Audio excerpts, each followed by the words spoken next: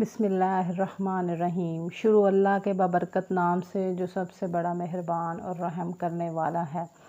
الصلاۃ والسلام علیک یا رسول اللہ، الصلاۃ والسلام علیک یا حبیب اللہ، الصلاۃ والسلام علیک یا نبی اللہ وعلی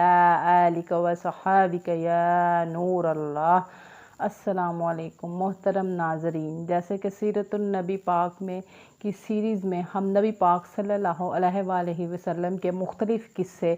جو کہ اپنی اس ویڈیو میں پیش کیے جاتے ہیں، جو کہ ہمارے نبی پاک صلی اللہ علیہ وآلہ وسلم کی زندگی سے مطابقت رکھتے ہیں کہ ہمارے پیارے نبی آخر الزماں اور ان کے زندگی میں پیش آنے والے واقعات، ان کی والدہ، ان کے دادا اور ان کے چچا سے لے کر جو ان کی زندگی میں رونما ہوئے ان واقعات کو پیش کرنے جا رہی ہوں، جن کو سن کر ہماری روح کو تازگی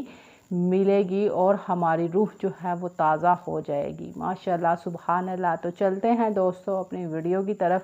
سب سے پہلے میں آپ کو یہ بات بتا دوں کہ ہمارے پیارے نبی پاک صلی اللہ علیہ وآلہ وسلم کی ذات سے بہت سے معجزات جو ہیں وہ تعلق رکھتے ہیں، جیسے ان کی والدہ کے جب وہ پیٹ میں آئے اور ان کے دادا عبد المطلب اور ان کے چچا ابو طالب کے ساتھ جو ہے وہ واقعات جو ہے وہ سیرت النبی پاک میں ہم بیان کر رہے ہیں۔ تو چنانچہ اب نبی پاک صلی اللہ علیہ وآلہ وسلم کے شام کا سفر جو ہے وہ شروع ہونے جا رہا ہے کہ جیسے ہی ہمارے نبی پاک صلی اللہ علیہ وآلہ وسلم اپنے چچا ابو طالب کے پاس گئے تو بہت سی معجزات اور جو چیزیں تھیں ہمارے نبی کی حیات مبارکہ میں وہ ساری سامنے آئیں۔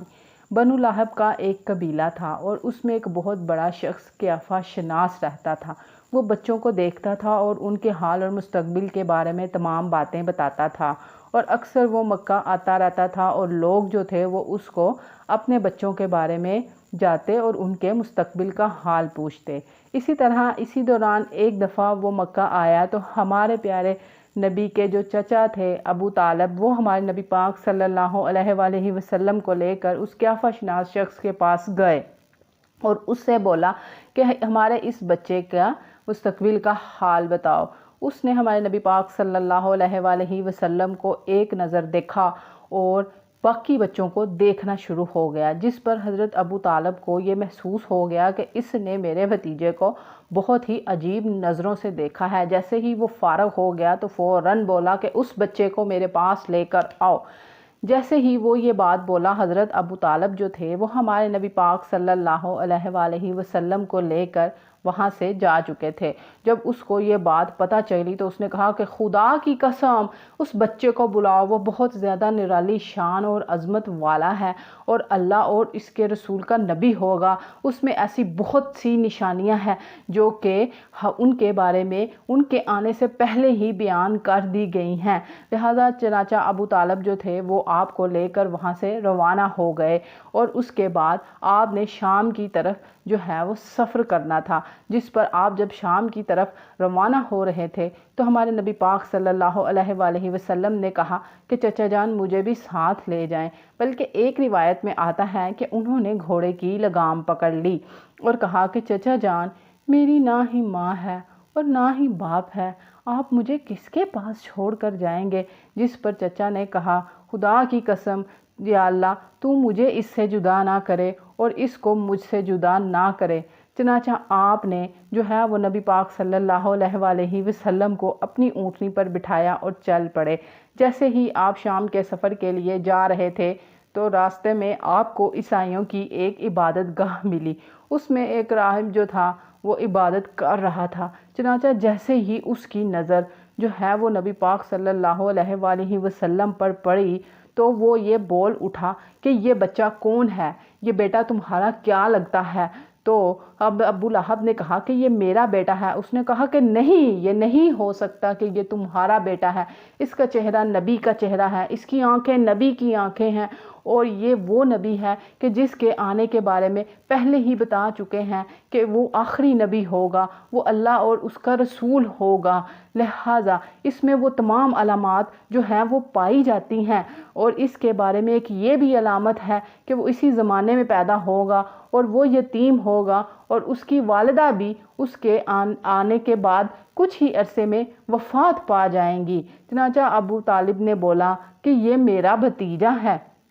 جس پر اس نے راہب بولا کہ ہاں یہ ہوئی نا بات، لہذا تم اس بچے کو یہودیوں سے چھپا کر رکھو ورنہ وہ لوگ اس کو بہت بڑا نقصان پہنچا دیں گے۔ چنانچہ ابو طالب جو تھے وہ ہمارے نبی پاک صلی اللہ علیہ وآلہ وسلم کو لے کر بصرہ روانہ ہو رہے تھے کہ وہاں پہ ایک بہت بڑا اور ایک بہت زبردست عالم جو ہے وہ بحیرہ رہتا تھا، اور قریش کے لوگ اکثر قافلے کی صورت میں اسی راستے سے گزرا کرتے تھے۔ لیکن جیسے ہی اس بحیرے کی نظر ہمارے نبی پاک صلی اللہ علیہ وآلہ وسلم پر پڑی اور دیکھ رہا ہے کہ سامنے ایک قافلہ آ رہا ہے، تو وہ دیکھتا ہے کہ ایک قافلہ آ رہا ہے اور ایک بچے کے اوپر ایک بادل جو ہے، ایک بدلی جو ہے وہ سایہ کیے ہوئے ہیں، اور وہ جیسے جیسے آگے بڑھتا ہے وہ بدلی اس پر سایہ کیے رکھتی ہے۔ چنانچہ اس نے یہ بہت دیر تک منظر دیکھا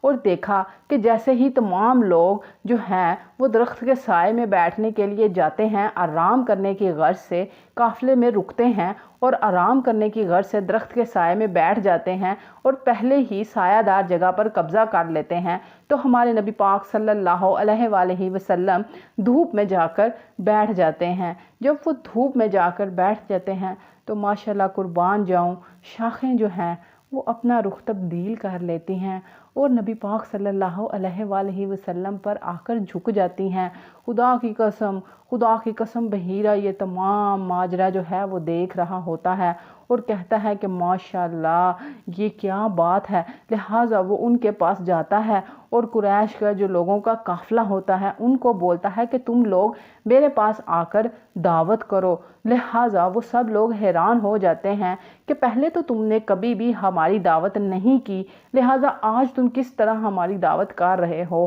تو راہب اور بحیرہ جو تھا وہ یہ فرماتا ہے کہ تم لوگ میرے مہمان نواز ہو اور مہمانوں کی خدمت کرنا اچھی بات ہے، لہٰذا تم لوگ آج میرے ہاں میرے ساتھ بیٹھ کر کھانا کھاؤ گے۔ چنانچہ تمام لوگوں نے یہ دعوت قبول کر لی۔ جیسے ہی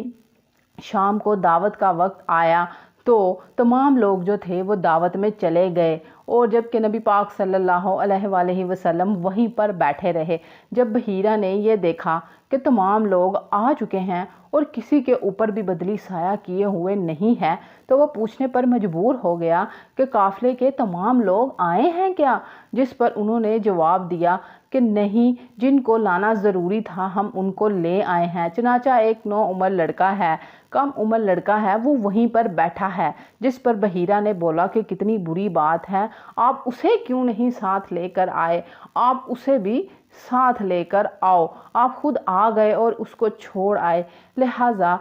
بھیجا جاتا ہے ہمارے نبی پاک صلی اللہ علیہ وآلہ وسلم کو بھی دعوت میں بلانے کے لیے۔ جیسے ہی ہمارے نبی پاک صلی اللہ علیہ وآلہ وسلم آتے ہیں تو وہ دیکھتا ہے کہ وہی بدلی جو ہے وہ ان پر سایہ کیے ہوئے ہے۔ چنانچہ جب تمام لوگ کھانا کھا کر فارغ ہو جاتے ہیں تو وہ جو ہے وہ ہمارے نبی پاک صلی اللہ علیہ وآلہ وسلم کے پاس جاتا ہے اور ان سے بات کرنے لگتا ہے، اور قافلے والے دیکھتے ہیں کہ یہ نبی پاک صلی اللہ علیہ وآلہ وسلم سے محبت کا اظہار کر رہا ہے اور بہت زیادہ دلچسپی لے رہا ہے۔ تو وہ پوچھتا ہے کہ لات اور عزی کے بارے میں آپ مجھے بتائیں، جس پر نبی پاک صلی اللہ علیہ وآلہ وسلم نے فرمایا کہ لات اور عزی سے میں شدید نفرت کرتا ہوں اور ان کے بارے میں بات نہیں کرنا چاہتا۔ جس پر بحیرہ بولا کہ اچھا تو پھر آپ اللہ کے بارے میں بات کر لیں، جبکہ نبی پاک صلی اللہ علیہ وآلہ وسلم نے فرمایا کہ میرا رب میرا خدا ہے، وہ بڑی شان اور عظمت والا ہے، زمین اور آسمان کا مالک ہے۔ تو اس نے یہ تمام چیزیں دیکھ لیں، ہمارے نبی کی آنکھیں، ہمارے نبی کا روشن چہرہ، یہ تمام باتیں اس نے دیکھ لیں، اور جیسے ہی ان کے کمر سے پردہ ہٹتا ہے تو قربان جاؤں وہ یہ دیکھ لیتا ہے کہ ماشاءاللہ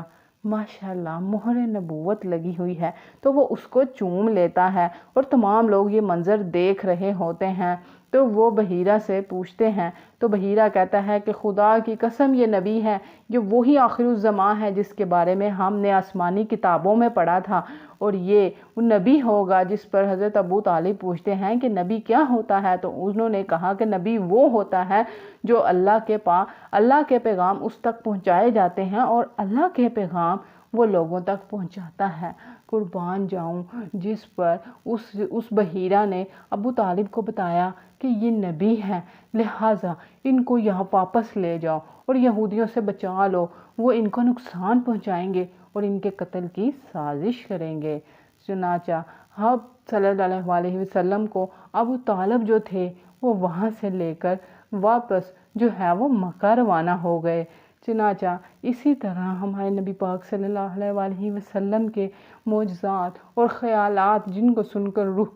تازگی ملتی ہے، یہ تمام واقعات ہمارے نبی پاک صلی اللہ علیہ وسلم سے تعلق رکھتے ہیں۔ چنانچہ یہ تھی ہماری آج کی ویڈیو جو میں نے آپ کے ساتھ بیان کی گئی۔ امید کرتی ہوں آپ کو ہمارے نبی پاک صلی اللہ علیہ وسلم کی ذات مبارکہ اور حیات طیبہ کے بارے میں یہ معجزات سن کے بہت زیادہ خوشی ہوئی ہوگی۔ چنانچہ امید کرتی ہوں آپ کو ہماری یہ ویڈیو پسند آئی ہوگی۔ اگر ہماری ویڈیو پسند آئی ہے تو ہمارے چینل کو لائک کریں، سبسکرائب کریں اور بیل آئیکن کا بٹن پریس کرنا مت بھولیے گا۔ بہت شکریہ۔ اللہ حافظ، فی امان اللہ۔